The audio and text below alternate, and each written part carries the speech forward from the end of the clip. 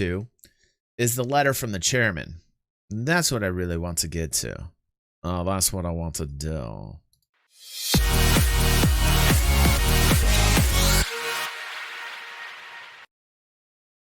Okay. We're going to go over this first. The letter from the chairman. The best of times and the worst of times. I have not taken the time to read this yet. Now, I'm going to do so with you. And this might take some time, but I want to pick it apart. And I want to see the good and the bad of this. I think it's important, really, that Chris be very, very out there, and he has been right now. And I applaud him for it. He needs to do more of it.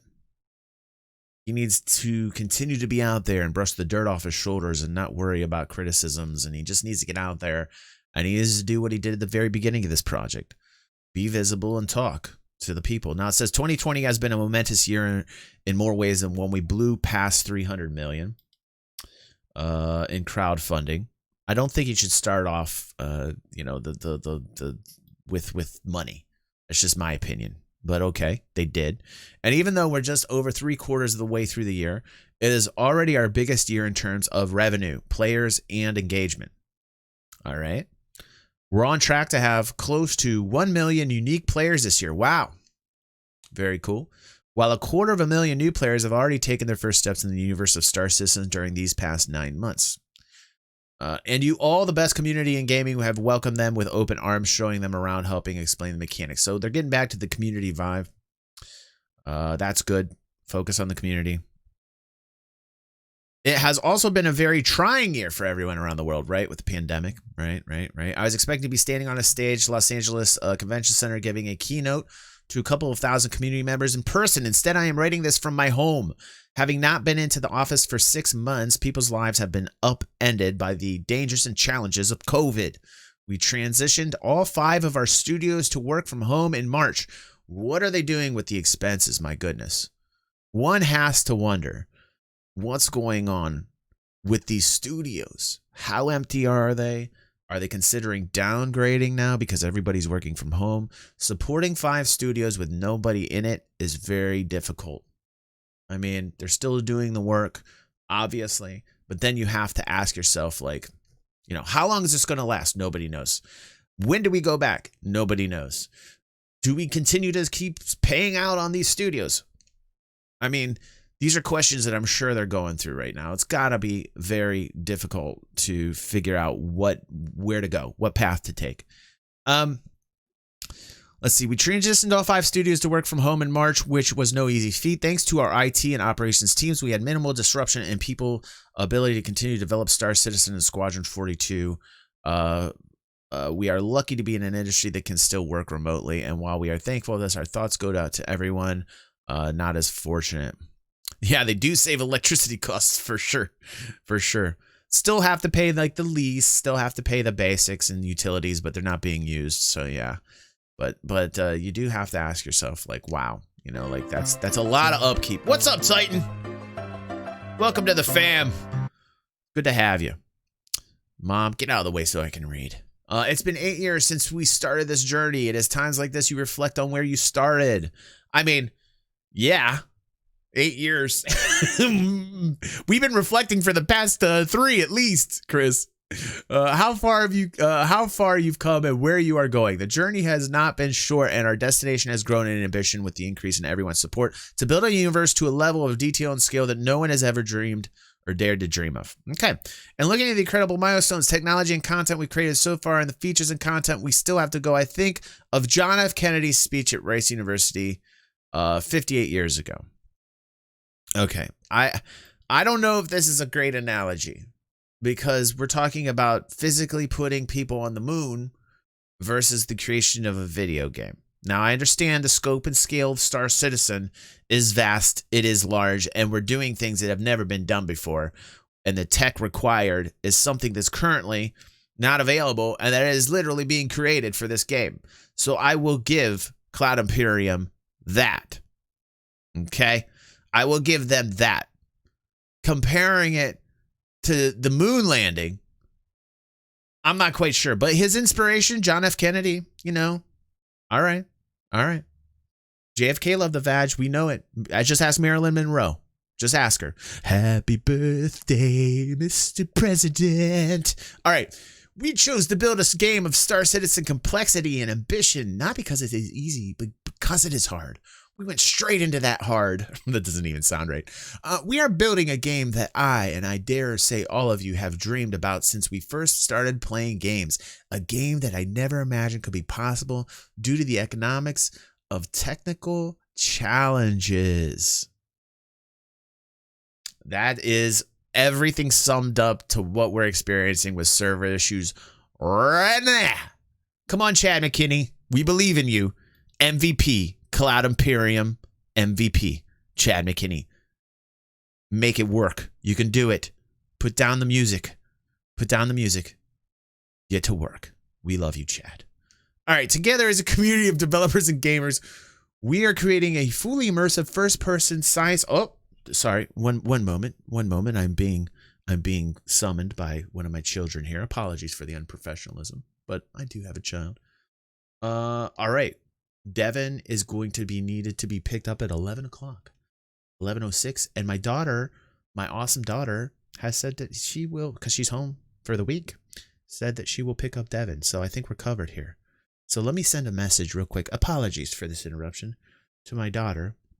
And I will say, actually, we should call her. Let's call her live here. This is always fun. Let's see. She's still sleeping in. Let's see what she says. Zoe. Okay, we just got a message from Devin. Okay, he will need picked up at 11:06 precisely. Okay. Can you do this? This is my awesome daughter, everyone. Thank you so much. Can you say hi to everybody? Oh, wait. We got an alert. We got people following us. They couldn't hear you. Just say hello to the community real quick. Hello. Okay, great. Erad wants to let you know he said hi. Does that matter to you? Okay, that matters to her. All right, great. J-Dubs has also said hi. Does that matter to you? Hi, J-Dubs. J-Dubs, she says hi to you as well. All right, that is the awesomeness of my daughter. Killian also says hello. Does that matter to you? Yes, hello, everybody. Okay, and she's just taking everybody and now lumping them together. She's not going to go individually. But she's being very high class. This is my daughter. All right, thank you, Zoe. Please make sure you get your on time. See how she's helping me out? I love her. It's so nice. Pumpkin chai. And I would also love a pumpkin chai that you have turned me on to. Zoe has shown me the light and just graced me with her amazing abilities at finding wonderful tastes, and has graced me with this pumpkin chai that I never knew existed. Also very good in coffee. Thank you, Razor, for the donation. Thank you, honey. I will now leave you be. Please make sure you get your brother on time and bring back that delicious pumpkin chai.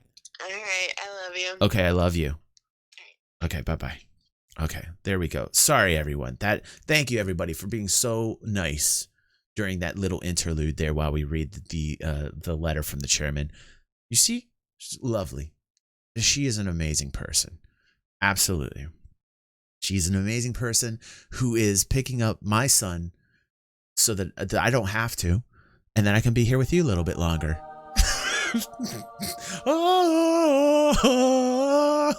Thank you, Zoe. Thank you, J-Dubs.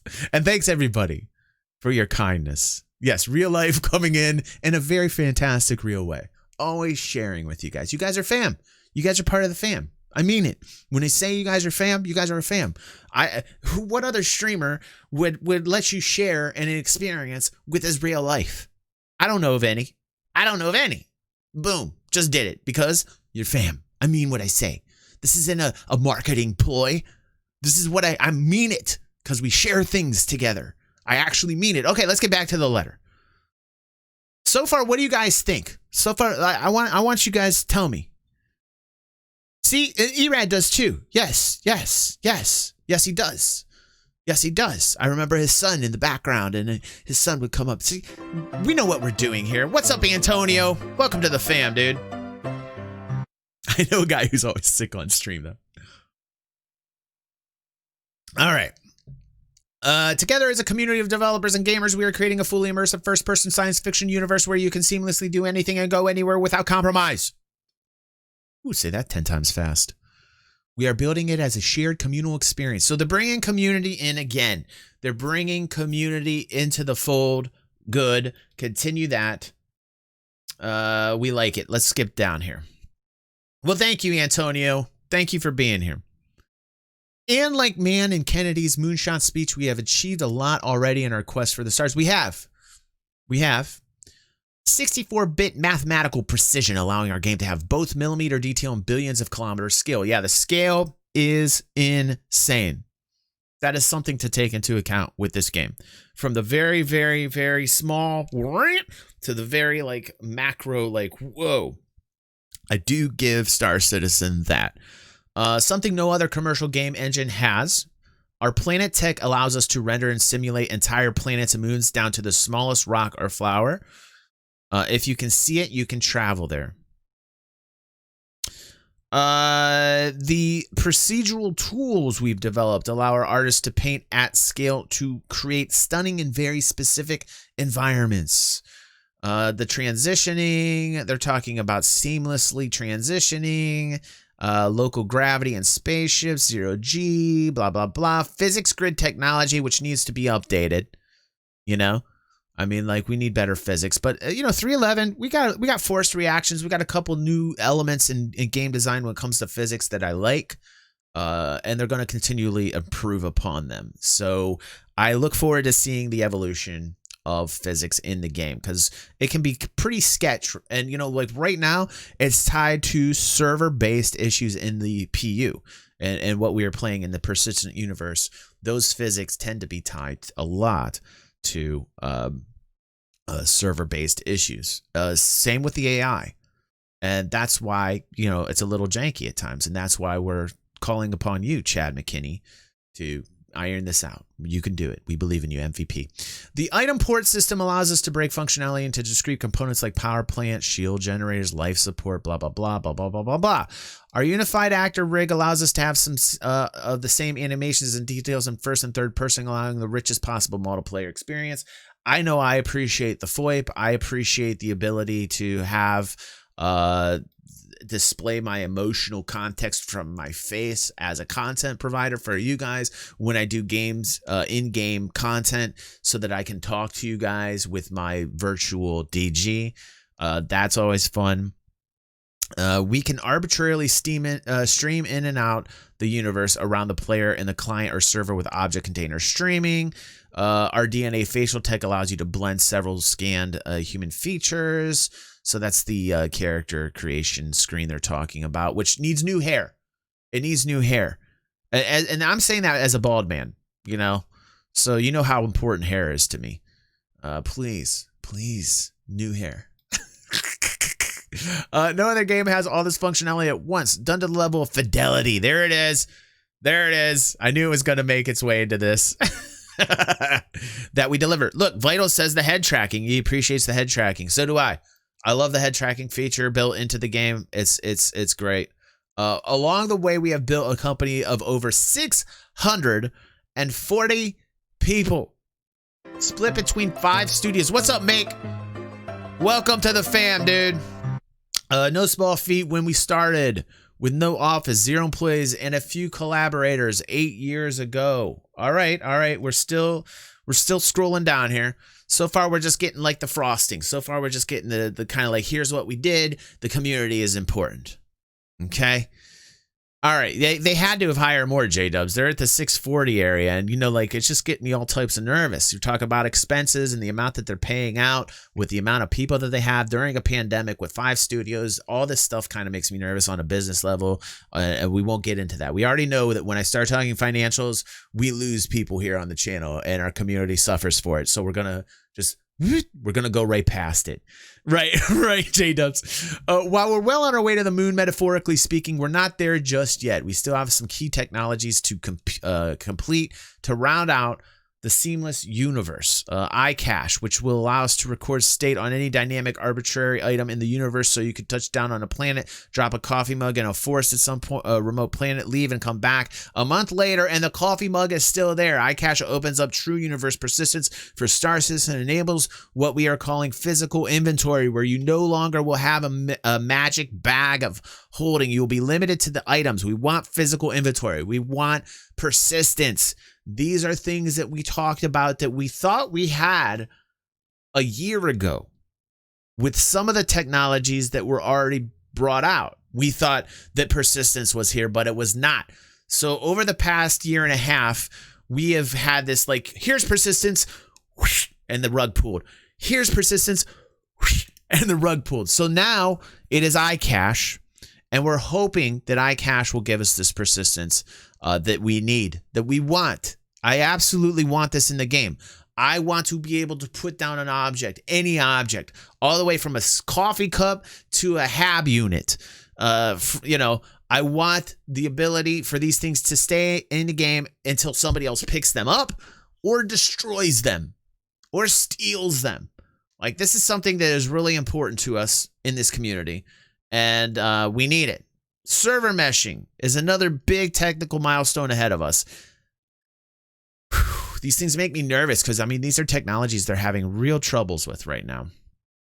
You know, server meshing is another big technical milestone ahead of us. It's dependent on iCache, as that allows the various servers in the mesh to utilize a unified snapshot of the state of the universe. But we have been working on this over the past few years, and it has been the biggest thorn in Cloud Imperium's side.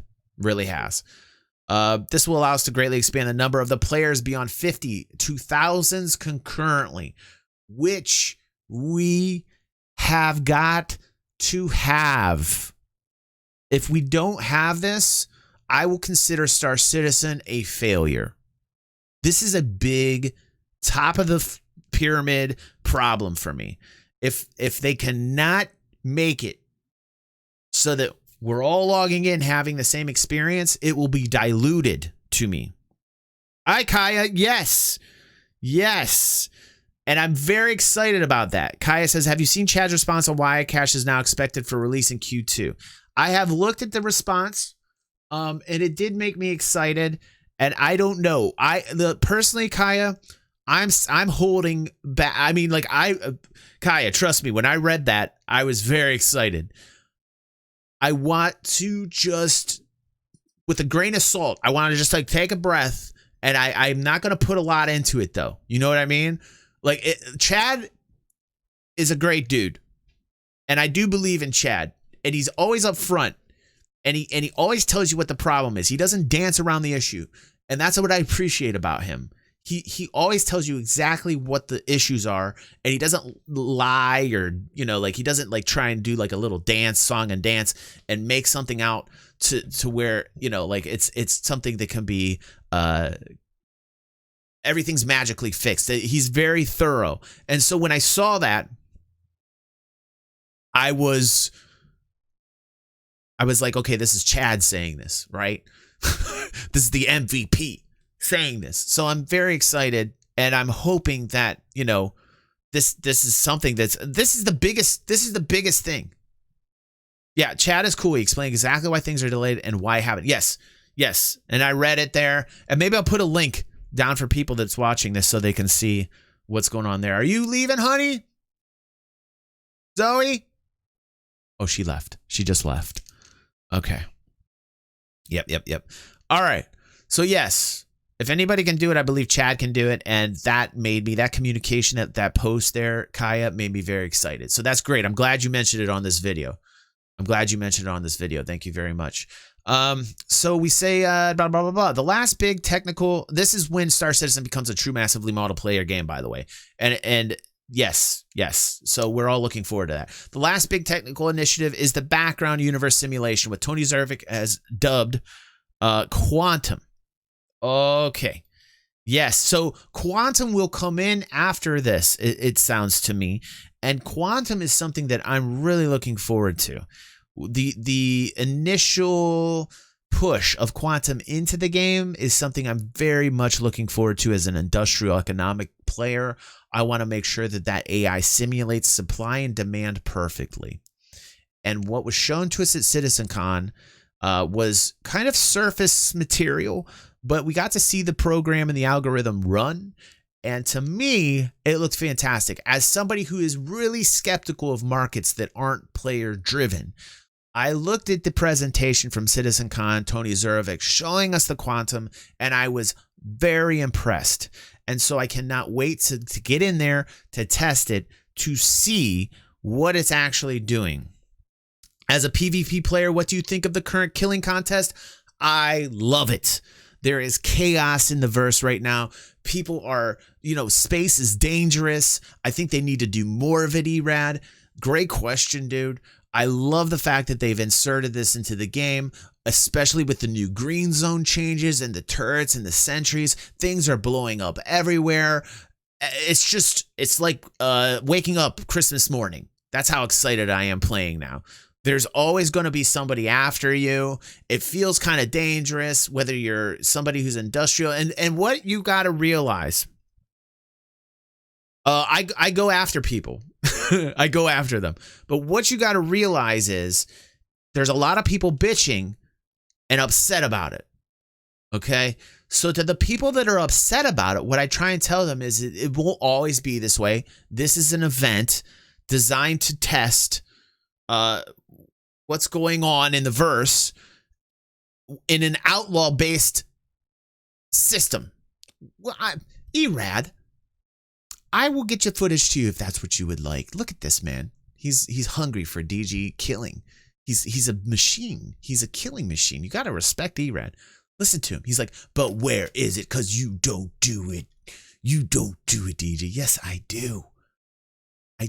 Time is a valuable commodity. This morning, for instance, Stutter Fox Studios and Falling Frontier, an hour and 30-minute interview going to be brought to you. In fact, I have to stop streaming now in almost 8 minutes because now I've got a podcast I got to do with 3 VIP members that will also be on the channel. Time, Erad. Goodness, for whom the bell tolls.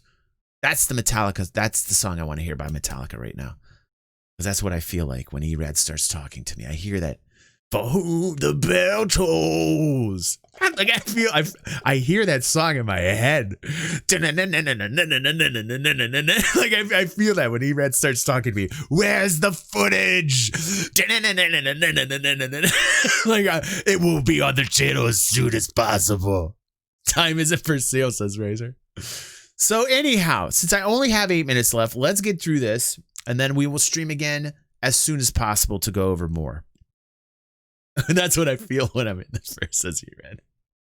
Okay, these 3 technologies. Okay, so quantum, we're looking forward to that. We're looking forward to the economy. He's saying that these 3 technologies are technical pillars that will enable us to deliver dynamic. Absolutely agree. They need to get in as soon as possible. Hopefully when Chad McKinney says, here, I'm blessing you with the eye catch and server issue problems fixed, then we'll see quantum instantly put in. Then we will see a totally different Star Citizen. We will see bigger player caps. We'll see an economy. We'll see a game that we've all been waiting for, and that will be huge for the game. You will see an influx of players. It will be ridiculous. If this goes the way that I'm picturing it will, you're going to see so many people come to this title that we will be all washed away with the amount of influx of people, because all the people who said, oh, this game's never going to be made and this is never going to be a reality, once those technical hurdles get jumped over, that tune will switch in the matter of seconds. And this is if it happens. It could not happen. There could be a reality out there where this doesn't happen, but I'm thinking it will happen. And if it does happen, you're going to see everybody flip the script. That whole switch will be turned off. Everybody was like, it's never going to come out. Oh, we got problems. Oh, blah, blah, blah, blah, blah, blah, blah, blah, blah. Everything you've heard will instantly shut off. There'll still be people There'll still be like little people out here in the realms that are like, and there'll be like somebody over there that's like, nah. But like for the most part, all of that it'll be gone, because these are the hurdles that make this game a reality. Those are it. So I'm really looking forward to it. Yes, Killian, I am too, because it'll be a completely different era for Star Citizen as a project. Like that, essentially all those years will be just like in the rear view, and everything will be like, holy shit, and everything will be forward. Like everything will be forward moving. It will be crazy. It will be crazy to see that happen. All the people, can you imagine what's going to happen? If this does, like, one way or the other, it is or it isn't, right? But if it does, if they get over these hurdles, right? That whole section of people who've been naysaying for so long will shut down. And then you'll have this celebration of people like, oh, but now if it doesn't, it'll be the opposite. It will crush the project. Like if this continues on years and years and years and they can't get these problems, but we'll see. We'll see. Instant gaming micro douches will finally shut up. Yeah. All right. And that's what he said. Look at what he says. And when this happens, we can start to open the floodgates in terms of locations and content, and something we have been gearing up for, focusing on improving the Planet Tech and its procedural creation tools while we wait for server meshing to come online. So this sounds like to me that they've got things ready to go. This sounds like to me they've got things ready to go in the works as far as the amount of systems that they've completed. We've taken the creation of a planet from months to a couple of weeks. When we have the appropriate biomes and assets, we've been focusing on tools that will allow us to build landing zones and settlements, blah, blah, blah, blah, blah. Along with these last future major technical hurdles, we've been making a point to improve the quality of life and stability. There's that stability word going to be used a lot. We created the vehicle experience team, right? New flight experience focused on player interaction experience. Yes, player to player is very important to us. Some of this you already begun to appreciate with the release of 3.10, which brought the first round of flight and turret experience improvements. 3.11 is continuing with improvements. We believe this focus on stability. Yes, stability. We've been calling it from the very beginning. We've been calling this from the very beginning. Performance issues was last year. Stability this year. We're not stopping there. We already have the professions of other space games right now in 3.11, and they do. And if people are wondering about the game loops involved in it, they're there. And what really is heavily dependent upon these game loops being looped and played over and over again are player-to-player experiences. Okay, yeah, missioning, going against NPC and AI, great. But also, like, having groups of people getting together, doing things in the game. You can see the mechanics, the necessity, the need for those mechanics, especially medical. I want to see salvage mechanics. I definitely want to see a use for the reclaimer. He's saying farming, manufacturing and crafting. That's fantastic. Would love to see those in game.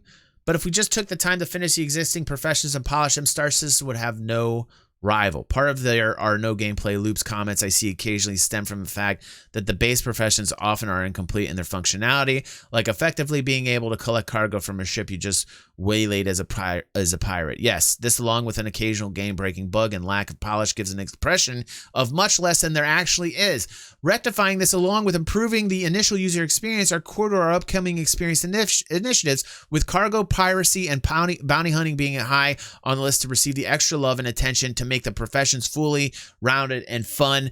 And we can see these things being added with the new law systems and the green zone changes in the prison and all these like base game core mechanics that are there, that they're seeding in slowly but surely. They're test bedding it now with PvP, inserting like the helmet to leveling quest with the glaive, killing 50 people. They're testing everything out as we go. I really think that it's going to have one of the best law systems in a game ever. I think they're going to separate it we already know they're going to separate areas that are highly policed and secure, that are lawful systems with UEE and seating in police versus outlaw systems like Pyro that will initially be like chaotic, like we're seeing kind of right now.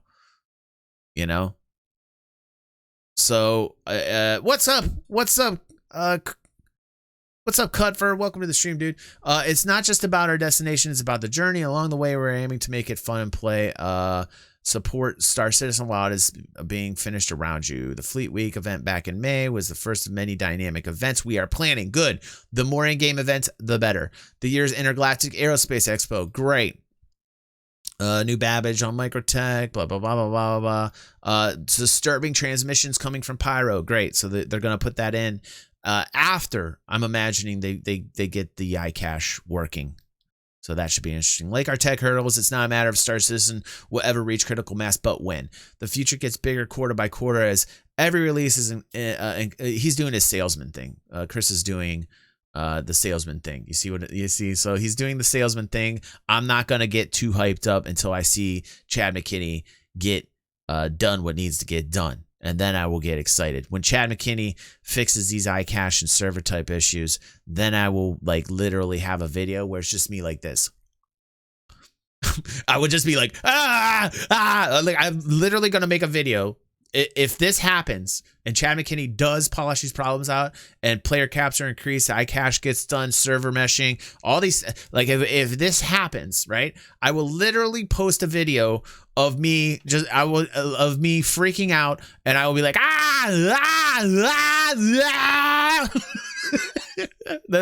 that'll be one video, 10-15 seconds. I gotta brush my tongue. Too much coffee. What's going on there? It's disgusting. Do something, DG. What's wrong with you? We have a lot of exciting features under development from large to small, but I will leave the detail on these to the new public roadmap we've been working on. Okay. The big difference between what we have been sharing up to now and the new format is that you will see what every member of the development team is working on. Even if they are working on something that doesn't have a deliverable anytime soon. I know a few people wonder why it takes so long to revise a roadmap. See, now I'm thinking about the roadmap to the roadmap. Now this is, by the way, Killian and Shikuku and Snow Fox. Just so you know, the podcast that we will get into will be starting shortly after this stream. So just hold on tight, dudes. Like we're you know, like I understand it's 11 o'clock. I promise these gentlemen that we will start a podcast and we're going to talk about these. By the way, if you're not involved with that, you can push join on our YouTube channel, or you can become a patron. I think it's like a $5 patron. You'll have access to our podcast, which is like an exclusive podcast here. And I promise these gentlemen that I would get into a private room with them. Haha. No, that's just, what am I thinking? And we will have some fun. No, that's what is wrong with you, DG? All right.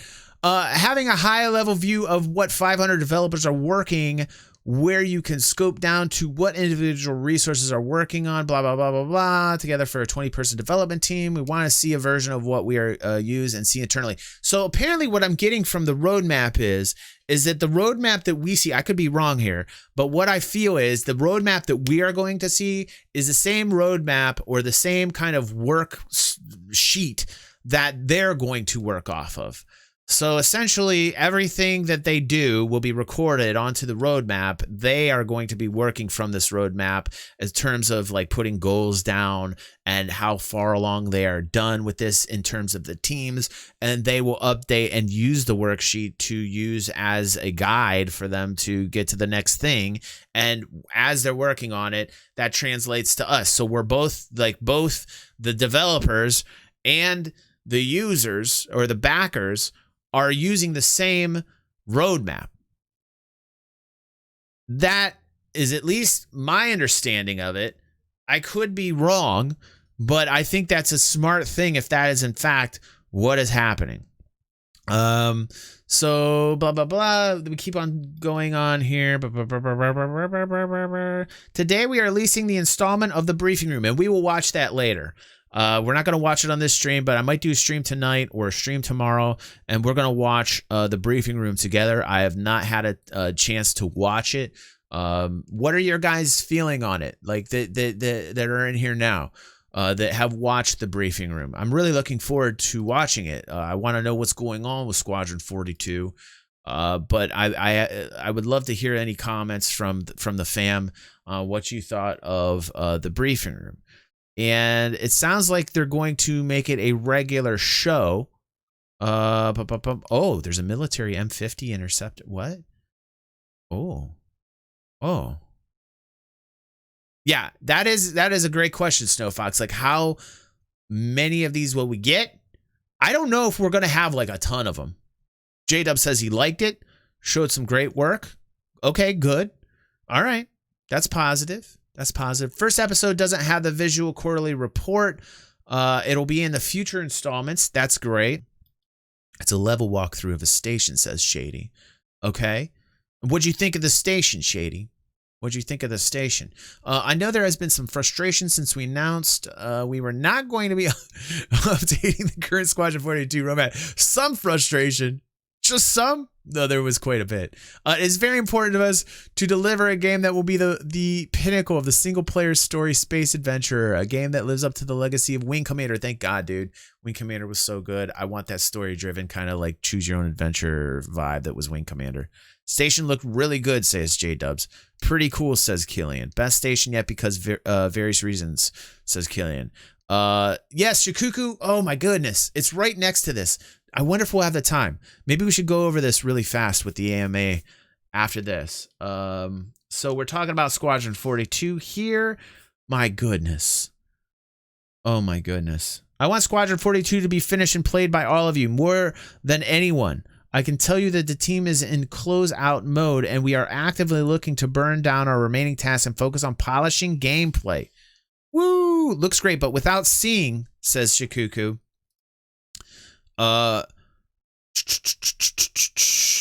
Shady says, looks great, but without seeing NPCs walking around, it was kind of dry. Okay, so there was no NPCs, says Shady. Okay. AI interaction is looking amazing, says Erad. Wow. Killian says, yeah, people wanted to hear from Chris. They sure got it with this one. So we're going to go over that right after this. We're going to go over the answers from the AMA. And then, sorry, guys, I'm going to try and get to this podcast as soon as possible, but I think that's very important that we go over some of the answers to the AMA. And then we talk about community again, and he's basically signing off here. So that's perfect for us to get into the AMA, the answers. Now,